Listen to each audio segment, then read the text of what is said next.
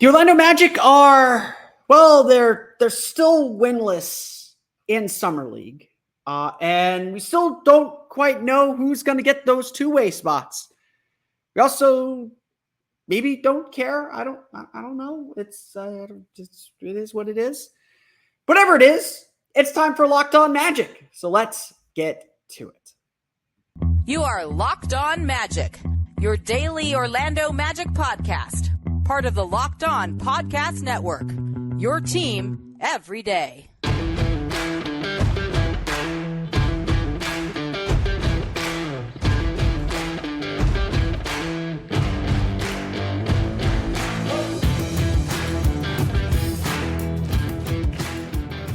And you are indeed Locked On Magic. Today is July 14th, 2023. My name is Philip Rossman-Reich. I'm the expert and site editor over at OrlandoMagicDaily.com. You can follow me on Twitter at PhilipRR_OMD. On today's episode of Locked On Magic, the Orlando Magic fall once again in Summer League, this time to the Portland Trailblazers. Anthony Black and Jet Howard sit out, and so we're left wondering what else is there to learn from this Summer League experiment, whatever we want to call it, because it's rough out there, folks. It is rough indeed. We'll get to all that coming up here in just a moment. But first, we want to thank you again for making Locked On Magic part of your day every day, no matter when you listen to us, whether it's first thing in the morning, whether it's right when we upload. We truly appreciate you making Locked On Magic part of your day every day. Remember this great Locked On podcast covering every single team in the NBA. Just search for Locked On and the team you're looking for, the Locked On Podcast Network. It's your team every day. As expected, the Orlando Magic opted to sit out Anthony Black and Jet Howard in this fourth Summer League game. We got 2 Summer League games left. Yes, there was a 5th one. It was just added. It was always on the schedule, but it's been confirmed. It's, the date, time, opponent has been finalized. We will see the Boston Celtics on Saturday, 6:30 tip-off there. I'm probably not going to pod about that one unless something crazy happens until Monday. We'll see how I feel. I don't know what I'm going to do with that game yet, because it's A, there's an Orlando City game that night that I want to watch, and B, it's Summer League as this game very much confirmed. So no Anthony Black, no Jet Howard. They're done for Summer League. Orlando was going to get a good and better look at all the other players on this roster. And I think from the moment the Summer League roster came out, I said, yeah, there are some interesting players here, some guys that I highlighted, but overall, I think I was pretty clear that I was not thrilled with the Summer League roster.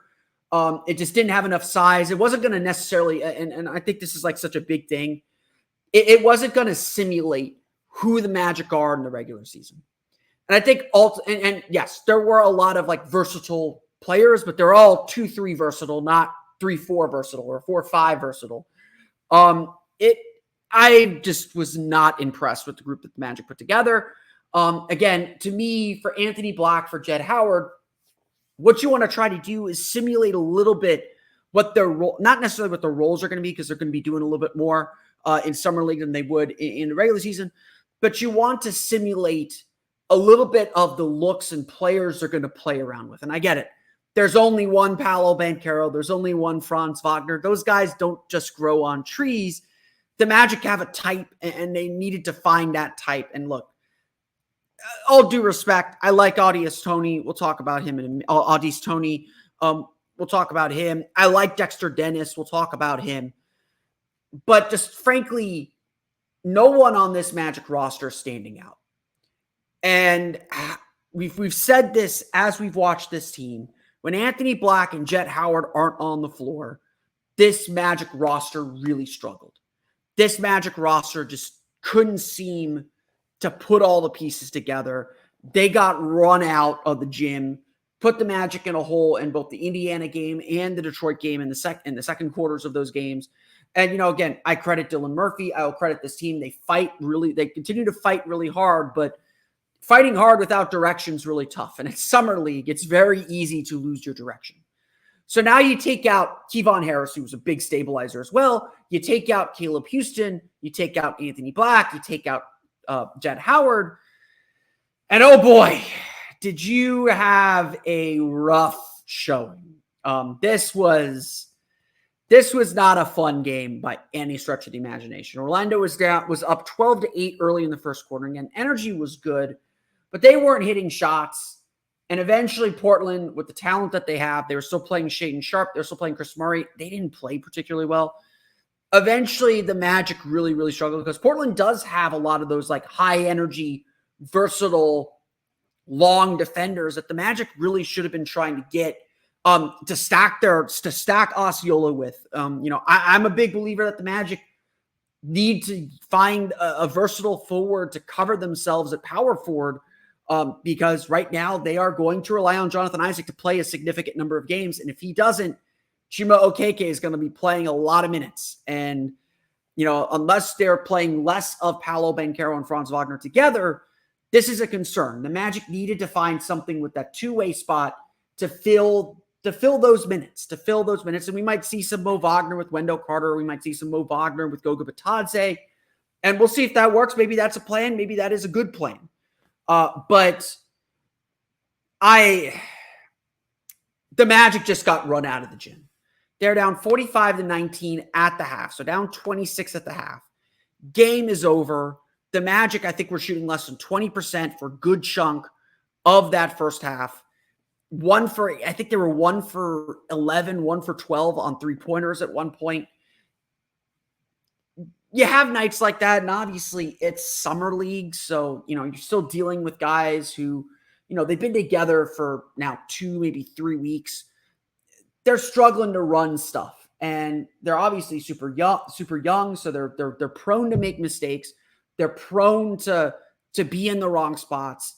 It's just not pretty. Like, plain and simple, it's just not pretty.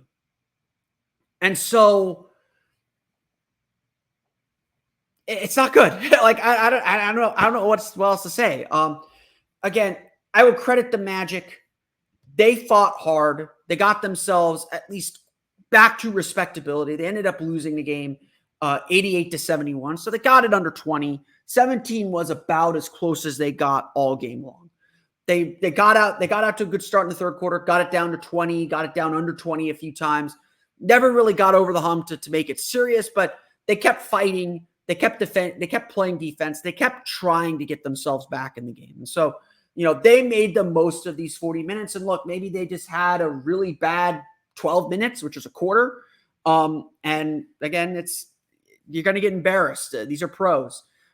They just had really bad moments. And again, I'm waiting for someone on this team to step up. I'm waiting for someone on this team to demand that the Magic give them that two-way contract. I don't know if there's an injury involved in this, but Elijah Hughes did not play yesterday, did not play today. He didn't necessarily stand out to me. I know he started the game for Kevon Harris on Monday against the Pacers, excuse me. He didn't necessarily stand out to me, but he might be taking one of those two-way spots. And so the Magic have to find someone to fill that other spot. And I don't think it's on this roster, to be perfectly honest. Like, I will say that comfortably. I don't think the Magic's one of the Magic's two-way guys. Honestly, I would say both of the Magic's two-way guys. I know I just said what I said about Elijah Hughes, but I don't think either of them are on this roster. And I want to get to that a little bit later on in the show, talk a little bit about the guy. We'll go through the box score, obviously. We'll talk about some of the reasons why some of these guys aren't on that list to make a two-way spot with this team. But obviously, I know why a lot of you are here. I read the comments. I know I shouldn't. I read the comments. Kai Sotto at last made his Summer League debut, obviously super popular in Las Vegas, obviously carrying the hopes of a nation on his back. We'll talk a little bit about what we saw from Kai Sotto, why there was a lot of good, but still a lot of concern for his long-term NBA future. I'm going to be positive, constructive criticism here. I want to be realistic with you all about this, but we're going to give Kai Sotto his due since he waited so long to get on the floor. We'll get to that coming up here in just a moment. But first, it's time for a quick word from our friends over at Birddogs. It is hot here in Florida. I don't know if you know that. It gets very, very hot. I went outside today. I live across the street from the post office. I had to go to the post office, do something. Yeah, I still send some snail mail occasionally. And I was not looking forward to going outside.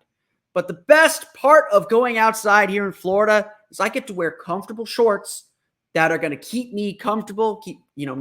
I'm not going to feel the heat when I'm wearing my Birddogs. That's the point I want to get across. I'm not going to feel that heat because they're made of this special fabric that looks like khakis. They look really, really nice, but they absorb all that moisture. They keep you nice and cool so you don't have to worry about the ridiculous humidity that exists in Florida. Birddog shorts actually do the exact same thing as Lululemon, but fit way better, and they don't look like they're Lululemon. They don't look like they're gym shorts. They look like actual khakis. I've actually worn their slacks, their long pants to work.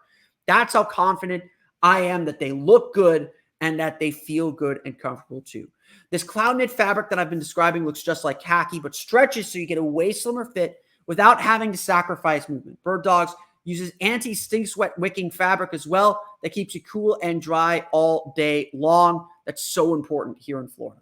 So go to birddogs.com/LockedOnNBA or enter promo code LockedOnNBA for a free Yeti-style tumbler. That's birddogs.com/LockedOnNBA or promo code LockedOnNBA for free Yeti-style tumbler. Check out all the great options that they have, both with liners and without. Shorts, pants, you name it. You don't want to take your Birddogs off. We promise you. I want to thank you all again for listening to today's episode of Locked On Magic. I am happy to announce that I am starting a Patreon. To get all the latest on Locked On Magic, on Orlando Magic Daily. Still going to be free. Don't get me wrong. I still want to provide the bulk of my services for free, but I want to add an extra layer to our community. We have a Discord server for Orlando Magic Daily Discord server, as well as kind of supplement some of the articles that I write in Orlando Magic Daily, as well as talk about here on Locked On Magic. If you want to take that extra step, go the extra mile, check out my Patreon page today. Go to @PhilipRR_OMD. It is the pinned tweet at the top. Check it out today. I'll be posting links from that as well. I really, really appreciate all your support. Whether you just want to remain a free supporter, I appreciate that as well. But check out, I'm going to be posting maybe some free premium content in the coming days. Just going to show a little bit of what I'm thinking of adding to the Patreon as well. Check it out today. Again, go to my Twitter page @PhilipRR_OMD. I'm going to put it up right there again here. @PhilipRR_OMD to check out the Patreon page. It is the pinned tweet at the top. So check it out today. But let's get into it. I have been reading I read the comments after I record every episode. I go through the comments from the previous day. So if you see me respond to stuff at like weird hours, that's because that's when I go through the comments. It's more moderation. Just want to make sure everyone's kind of being friendly and nice to everyone, which everyone always is. But undoubtedly, Magic fans have noticed it. I've noticed it. Over the last month or so, as the rumors came out, and the Magic did, in fact, add Kai Sotto to their summer league team, I've seen an increase of traffic for it. I'm not going to deny. So thank you to all the new listeners who have joined the Locked On Magic and Orlando Magic Daily families to try and find information on this. I apologize that I haven't maybe done as much. I have tried to speak about him and talk a little bit about him when I can. We are still, I'm still serving the larger Orlando Magic community, so I don't want to pay too much attention to Summer League guy because Summer League is Summer League and Summer League is Summer League.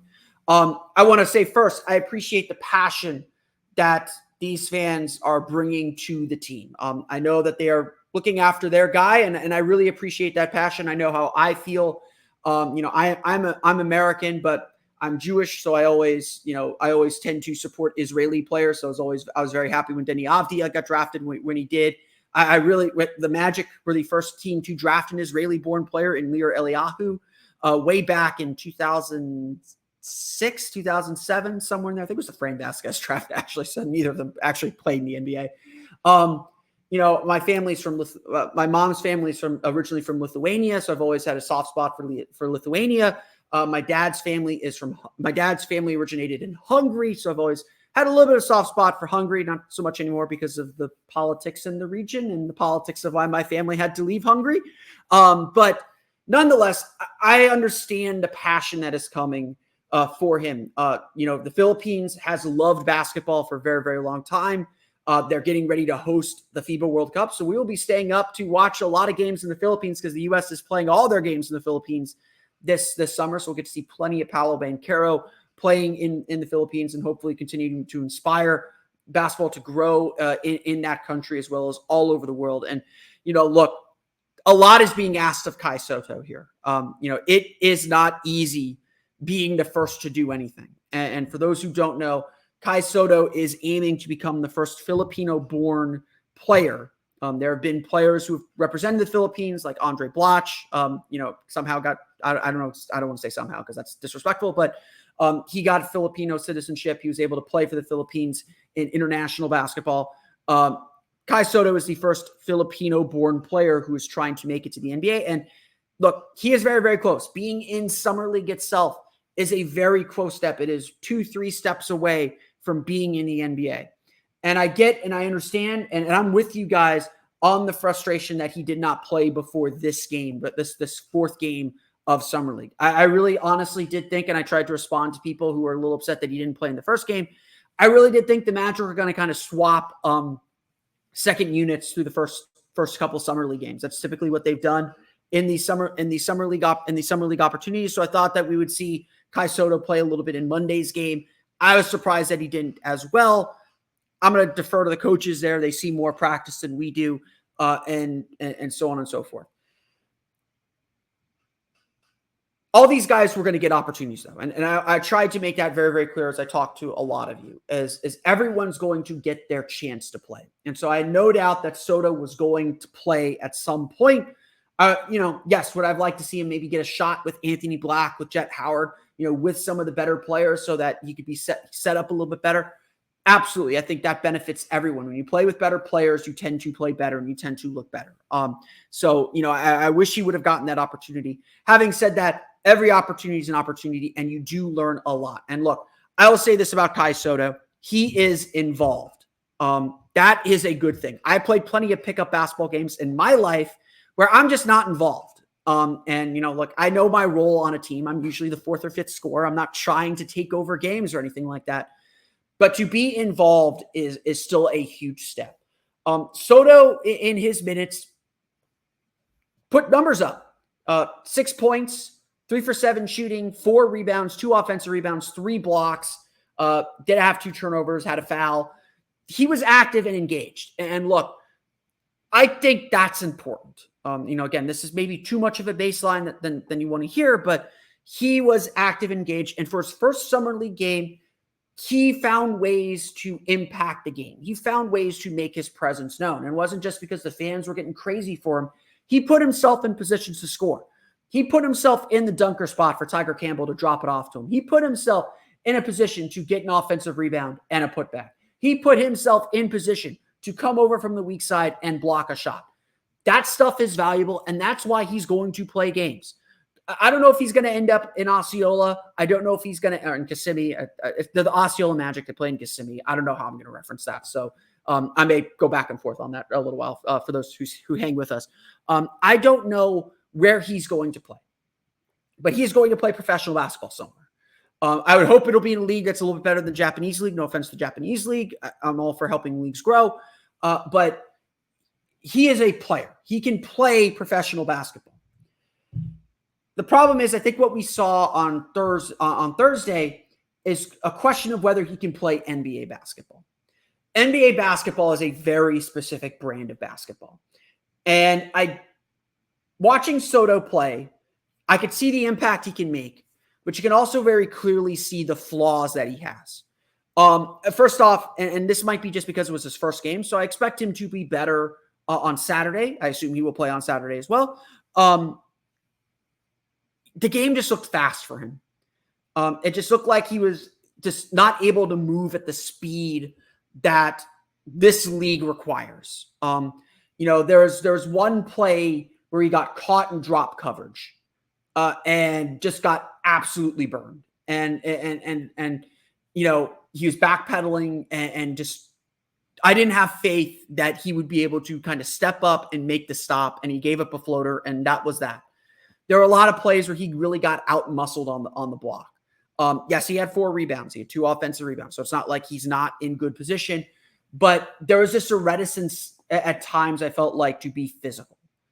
And like, that's a big deal. When you're a big, having a big who is not physical, that's, especially when you're trying to make an NBA, when you don't have another skill to kind of fill in for that, that's killer. That's the death knell. So is it possible that he ends up with the Osceola Magic this year? Yeah, I think there's at least a possibility the Magic say, hey, let's give it a year to really work with him, see where he is next year at Summer League, and then decide. I don't think he's in line for a 2-way contract. I think that he's just not at that level yet. He's made some strides, no doubt about it. And I'm very interested to see how he plays Saturday. I think a big thing for me in Summer League is, can you be better at the end of Summer League? Can you progress through Summer League? Seeing a progression is a really, really big thing. I like Sotto. I do like Sotto. I think he's comfortable working on the perimeter, which is a big, big thing. He looked comfortable taking the jumpers that he did take. I like that little post move that he had that ended in a fadeaway jumper. He missed it, but I like the confidence taking that shot. But it's just the processing and speed of the game just felt a little fast for him. And so we'll see if that looks better on Saturday. I suspect that it will. And we'll see if he looks a little bit more comfortable and shows us a little bit more of what he can do. I do think that there is something there, but it's far from NBA level. I want to be real, for those who are listening, trying to get their Kai Sotto fix. There is something there. He's a good player. He's going to play professionally somewhere around the world. I don't know where. I'd love to see him, maybe get a look. Adriatic League's probably too physical. I'd love to see maybe get a look in Israel. Like, Israel would be a good spot for him, I feel like. It's a little less physical than Australia, a little bit more of the skill-based game that we see in FIBA play and Europe play, but I just don't think he's NBA ready. Like that's my honest assessment after one game. I want to see how he progresses and what he does on Saturday, and then we'll see if Osceola is an option for him. It wouldn't surprise me if the Magic do intend to get him in Osceola in the G League, and keep him around. He's nearby, and see what he can do on that stage, in that setting. The G League, for those that don't know, I think that would be a great place for him. G League doesn't play a lot of defense. It's a very offensive league. The guys who defend are the ones that tend to go get promoted to the NBA. But I think that would be I think, again, just he needs a year to kind of season and develop a little bit. And I know he's 21. He's getting a little bit up there. But the skills are there. They're just getting them up to NBA level is it's hard. It's really, really hard to make this league. There's only 450, 500 spots or something like that. It's really, really hard. And so I think there's something there, but it's just not all the way there. We will talk about the rest of the box score, who else stands out and who is trying to button line for a 2-way spot. We'll get to that coming up here in just a moment. But first, it's time for a quick word from our friends over at FanDuel. Take your first swing at betting MLB on FanDuel and get 10 times your first bet amount in bonus bets up to $200. That's right. Just $20 and you'll land $200 in bonus bets, win or lose. That's $200 you can spend betting everything from the money line to the over-under to who you think is going to hit the first home run. That's going to be Randy or Rosarena. I'm sorry. Just that's a free tip. It's going to be Randy. It's going to be Randy. There's no better place to bet on MLB than FanDuel, America's #1 sportsbook. So sign up today and visit FanDuel.com/lockedon to get up to $200 in bonus bets. That's FanDuel.com/lockedon. FanDuel, official partner of Major League Baseball. We want to thank you again for listening to today's episode of Locked On Magic. If you're part of my everyday crew, I'm going to probably bite the bullet. I'll probably do a quick episode on the Magic Summer League game on Saturday. So definitely stay tuned for that. Also, be sure to go to Philip at @PhilipRR_OMD and check out my new Patreon page as well. And while you're around, check out our friends at Locked On Rays as MLB begins its second half of its season. It's very, very exciting. The Rays are a very, very fun team to watch. But let's finish up today's episode, run through the final box, run through the rest of the box where we talked about Sotto plenty. I want to satisfy that part of my fan base. Frankly, again, just not a lot to get excited about. I kind of teased this up, and I think we'll talk more about this Monday as we recap all of Summer League. This is just, no one is standing out to get that two-way spot. No one is like heads and tails above anyone else to get a two-way spot. The Magic's offense has not been good in Summer League. And again, some of it is they just don't have shooters outside of Jet Howard and Kevon Harris and Caleb Houston. Those guys are gone. Orlando shoots 30.6%, 26 for 85, 6 for 35 from beyond the arc to 17.1%. They don't get to the line, 13 for 18 from the foul line. I think they got to the line. They did not get to the line more than Portland. So there you go. There goes that. Usually when we get to Summer League, we know the guys that we actually care about watching. We know the guys that are going to be part of the roster, and we put a lot of focus on them. But there's usually one or two guys that plays a significant number of games, and you just kind of fall in love with in Summer League. This just does all the things the right way. And, honestly, like that guy just isn't there. There are guys that I think have done well and have done some good things, but like DJ Wilson's not eligible for a two-way contract. 11 points, 5 for 11 shooting, 0 for 4 from deep, 6 rebounds, 2 blocks. He played better in this game. I get why he's out there. He's a veteran, so he provides a lot of stability for the Magic's rookie players. But I know DJ Wilson's like right on the outskirts of the NBA, and I think he dominates on the G League level. But I can't say what his NBA skill is. Quindary Weatherspoon, same deal. 11 points, 4 for 11 shooting, 1 for 2 from deep, 6 assists, 6 steals, 3 turnovers. Like, he did good things. Quindary Weatherspoon is a solid player overall. In the grand scheme of things, he is a very good player. But what is his NBA skill? What does he do at the NBA level that's going to translate and make a team better? Can he be a stopgap point guard? Sure. But we've seen him drive way too much and lose the ball and, be a bit of a gunner. And that's not a good thing. To me, like, the guys that stood out in this game are guys that, they're just not there. Like, I don't know how to describe it. Like, Dexter Dennis, I thought, played really well. And interestingly, +3 on the game. 16 points, 6 for 14 shooting, 2 for 7 from deep, 2 for 3 from the foul line, 2 steals. I think if there's a player that has stood out so far, it's Dexter Dennis.